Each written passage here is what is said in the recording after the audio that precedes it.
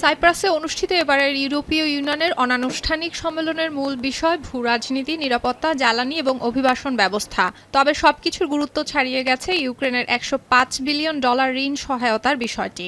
দীর্ঘদিনের অচলাবস্থার পর হাঙ্গেরি এবং স্লোভাকিয়ায় রুশ তেল সরবরাহে যাবতীয় সহায়তা শুরু করেছে ইউক্রেন। গেল ডিসেম্বরেই এই তহবিল নিয়ে ঐকমত্য হলেও ফেব্রুয়ারিতে হাঙ্গেরির ভেটোতে আটকে যায় সহায়তা প্যাকেজটি।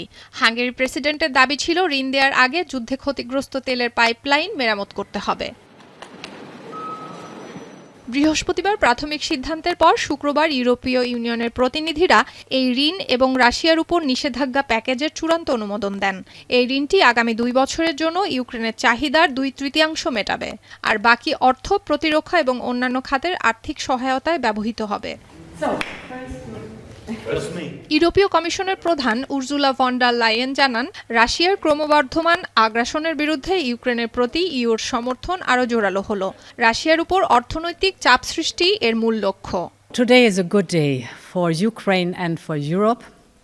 You might recall, Volodymyr, that when I visited in February this year, I said that we will deliver on the €90 billion loan one way or the other. And today we deliver on this promise.